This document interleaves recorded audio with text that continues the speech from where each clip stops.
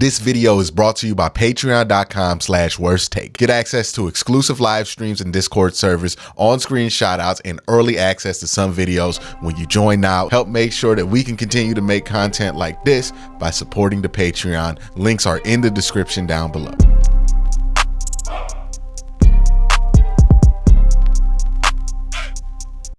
Okay, so this is my rewatch of the Browns Week 14 game versus the Jacksonville Jaguars. This is a game where the Browns, I believe they won 31-27. And rewatching this game, you know, there's 5 players that I'm going to want to talk about in this game, maybe 6, because there's a little bit about Greg Newsome I want to throw in here as well. But these 5 players are MJ Emerson, David Njoku, Kevin Stefanski is not a player, but Kevin Stefanski is going to get talked about in this video. Trevor Lawrence, Joe Flacco. So I ended up at 5 players, actually, because Kevin's not a player. But those are the 6 names that I want to talk about in this video about what their performance is and some interesting conversations I think can be brought out of their performance. MJ Emerson in this game was spectacular. He had 2 interceptions, like 3 pass breakups. He was spectacular in this game. Probably the best game that he played. And to note, he did this in a game where Denzel Ward was not in there to offer him a little bit of a safety blanket when it comes to wide receiver styles that he does not play well against. So MJ Emerson, I thought, impressive in this game. Deserves a lot of credit. This was the first game in a string of games for David Njoku, where David Njoku started to become the monster that he was at the end of the season. We talked about this. It seemed like at the end of the Baltimore game, they really figured out how to use David Njoku, but they had to switch out quarterbacks because of DTR stepping in for an injured Deshaun Watson, and then Joe Flacco stepping in for an injured DTR. They had to switch around quarterbacks so much that what they were doing and building on at the end of the Baltimore game with David Njoku ended up being something where it wasn't used as much until this week. I thought David Njoku had a really strong game. 2 touchdowns in this game, and we'll talk about those 2 touchdowns in a minute, but a good job there from David Njoku. Thought Kevin Stefanski on the offensive side of the ball was probably the most impressive individual person in this game. The play calling was masterful. I thought he had 3 incredible play calls in this game. All 3 of them resulted in touchdowns. Really just had a good feel of how to take advantage of this Jacksonville Jaguar defense. Had the great play call at the beginning of the game on the play action where David Njoku just splits wide open. Same thing happened again later in the game with another touchdown to David Njoku. And then there's another touchdown to David Bell, which is a combination of Joe Flacco doing a great job getting the ball out on his back foot and Kevin calling a great play where David Bell was going to be wide open given how they were blitzing him. You can argue they're blown coverages, and I think that some of these were blown coverages. Like, you don't get this open without somebody blowing coverages, but I think Kevin kind of knew how to manipulate that defense to get them to the point to where they could take advantage of them. Trevor Lawrence, on the other side of this, I thought was awful in this game. And I have to be careful with how I talk about Trevor Lawrence because I just seem to be able to watch Trevor Lawrence. And when I'm able to watch Trevor Lawrence, it is of games in which he plays awful. So I think that paints how I feel about him because I'm not nearly as high on Trevor Lawrence as a lot of people who liked him coming out of Clemson or a lot of people I trust that are these draft experts, right? But to me, when I watch Trevor Lawrence, I see a guy who does have a high ceiling, but also has a low consistency floor. Like, he's just not consistent. You cannot rely on Trevor Lawrence to be a certain guy week in, week out. You can rely on him to have a high ceiling for sure, but where is his floor? Where's the consistency? I talk about this all the time. One of the things, the most underrated things a quarterback can be is consistent. Yeah, it's great that you could throw for 300 yards. Yeah, it's great that you can have a 5 touchdown game. But The best quarterbacks and the quarterbacks that win the most championships are the consistent ones. The high ceiling but somewhat inconsistent floor guys, even if you're playing at a super high level, like a Josh Allen, even like a Peyton Manning, you're going to have an issue when it comes to winning in the playoffs because you're going to run into that consistency issue, right? Happen with Peyton Manning all the time. It's happening with Josh Allen. We've seen it happen with Lamar Jackson, where Lamar will have some incredible games in the playoffs. Sometimes he doesn't. Sometimes that's the reason they don't win. The consistency matters. One thing about Joe Burrow, and I know a lot of people are relitigating where Joe Burrow stands in the NFL right now, but the one thing about Joe Burrow that makes him somebody who's prone to playoff success, he's consistent. He's very consistent when he's healthy, at least. Now, will he stay healthy? That's been a bigger question for Joe Burrow the last couple of years than anything. So that's where I'm at with quarterbacks. I think quarterbacks have to be consistent. And with Trevor Lawrence, I've not seen that level of consistency. Not in college, not in the pros. I've seen the high level stuff. I've seen what he is ultimately capable of on a good day. But what does a regular day look like for Trevor Lawrence? That's the problem for me with him. Not that he can't do great stuff. I know whenever I say something that's not the most positive of a player, the second that player has a good game, oh, Quincy, look at that. You're wrong. No. Trevor Lawrence is more than capable of playing a good game. He's going to have a game where he looks incredible this year. My question is, day in, day out, with Trevor Lawrence, with guys like Trevor Lawrence, is that ultimately somebody you can ride to a Super Bowl when they have shown a tendency of being inconsistent on a consistent basis? That's my thing with Trevor Lawrence. He was bad in this one. You can blame it on the ankle. I feel like the decision-making is what sucked for Trevor Lawrence in this game. And it makes me wonder also how much of Trevor Lawrence's decision-making gets bailed out because he's such a spectacular athlete.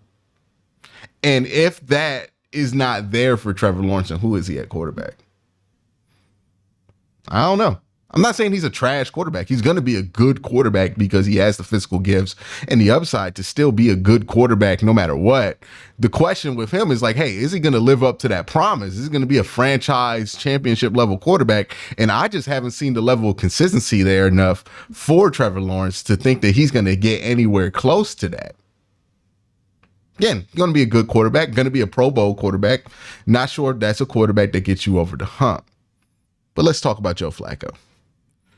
And with this rewatch, we have went through the Deshaun Watson games where we're talking about how the stats really undersell what Deshaun Watson was providing to the team.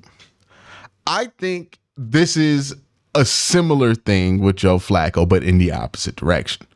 I think the stats for Joe Flacco oversell what he was providing to the team. Because when you look at his stats, and let's be honest, most people look at like what touchdown to interception ratio in yards. It's really only three things people care about when they're looking at quarterback stats. You look at Joe Flacco's numbers in those areas. He was 311 yards, 3 touchdowns, 1 interception. You think that's a great game. He must have been largely responsible for the Browns winning that game. But when you watch this game, it doesn't really feel like that. It doesn't feel like Joe Flacco is necessarily the reason that the game is closer than it should, because this game was closer than it should. It doesn't feel like that's Joe Flacco's fault. But it doesn't feel like Joe Flacco is dominating the game in the way that the numbers would suggest that he was dominating the game, because play to play, he wasn't. Now, in my video about the Browns defense, Browns road defense not being bad, if you haven't checked it out, please check it out. I think it's one of the best videos I produced all offseason. But if you watch that video, I brought up the concept of forgivable points for the Browns defense, right?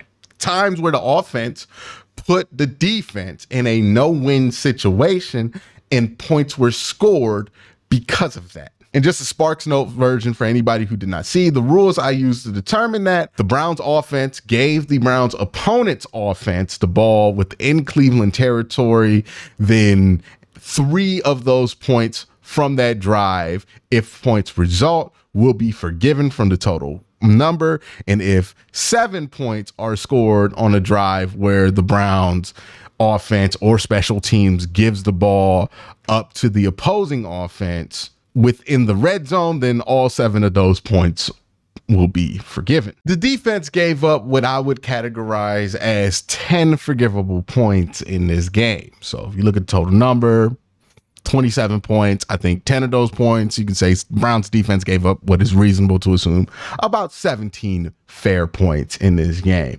The 10 forgivable points, 7 of them come from an Amari Cooper fumble, just an inexplicable fumble that he had at the start of a drive. And the second one comes from a more forgivable fumble from Joe Flacco where he got blindsided, hit by a free rusher. So those are the forgivable points in this game for the Browns defense. The reason I bring up the forgivable points is also to look at what points that the Browns scored in this game that were also forgivable for Jacksonville's defense, where Jacksonville's defense was put in a no-win situation because of their offense's failure to get the ball rolling. For Jacksonville, I found that they had 6 forgivable points. Cleveland scored a touchdown on a drive where they got the ball in their own territory, but not in the red zone. So 3 points are forgiven for Jacksonville for that one. And Cleveland got a field goal on another drive where they offense fumbled the ball in Jacksonville territory, which resulted in 3 points. And the reason I find this important to do in a game like this, where I believe there's over 7 turnovers combined by both teams, is because those 7 turnovers really paint how this game went. And it's important to know who the turnovers ultimately benefited more. And in this game, the turnovers, despite Jacksonville having significantly more, benefited Jacksonville plus 8 points on the game.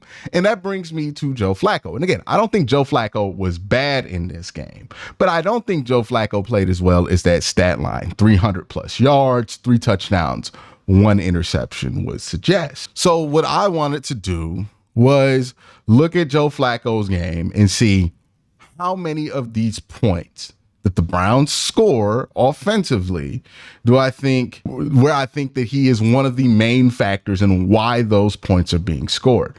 Since I don't want to just do this straight off the eyeball test because that's just going to be bias, I'm going to do this with 2 rules. Basically, what I want to do is control for points that are scored that really have less to do about the quarterback and more to do about things going on around the quarterback. Rules I use here real quick to control for busted coverage plays in these 3 games. I did Baltimore, Tennessee, and this game against Jacksonville.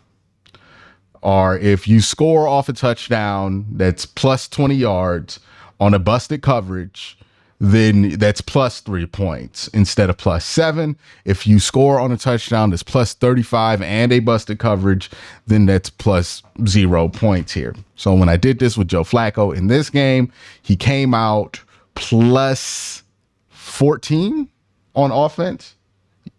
So he came out plus 14 on offense, but he was also responsible for minus 7 on defense. So you get around plus 7 impact on the game for Joe Flacco. And I'm being really charitable with that because one of the touchdowns that I did give him partial credit for was the second David Njoku touchdown. And I did it because I thought he made a nice throw on that play. And it was a combination of David doing good, a horrible angle being taken by that safety, and a good ball being delivered by Joe Flacco. So I was like, that's partial credit, right? Even though the touchdown is plus 30 yards or at 30 yards, I felt like it was borderline enough that it would be biased if I did not count it. So plus 3 points on that one, which if I'm being strict on the rules, should not have counted, but plus 7. I think that's a fair number to say that that was Joe Flacco's impact on the game. And again, that's better than what you would expect from a backup. Any number over 0 is better than what you would expect from a backup. The stat lines that people read, right, the passing numbers that people care about can be very misleading because, again, Joe Flacco threw for 300 yards, 3 touchdowns. You would think he was responsible for more than a plus 7 difference in this game. When I do this metric, when I apply the same rules to Deshaun Watson's games versus Baltimore and Tennessee, he came out plus 20 in Tennessee, and plus 19 in Baltimore. When you look at the Baltimore stat line, you can look at this stat line, and yeah, Deshaun Watson's numbers aren't better in that game than what Joe Flacco's are, but the impact of the game is significantly better. And you feel it when you watch those games that he has more of an impact on the game. Let me make my point clear. And I'm not comparing these two to tell you that Deshaun Watson is better than Joe Flacco. I feel like that argument is not one that actually exists or is even like useful to argue. The reason I did this was just to show you the difference that can happen, the delta that can happen between the traditional stat line that people parrot out after games versus what can be the actual impact of the game. A 200-yard performance or less than 200-yard performance for Deshaun Watson against Baltimore, significantly more beneficial to the Cleveland Browns when it comes to winning a game than a 300-yard, 3-touchdown game from Joe Flacco versus the Jacksonville Jaguars. That is the main point. So it's just to tell you, don't live on those three numbers, right? The yards per game, the touchdowns, the interception, because those numbers don't tell the whole story. Unless if you're somebody interested in knowing the whole story of what goes down with a player on a team that you care about, just know that those three numbers can be very flawed when it comes to telling you those things.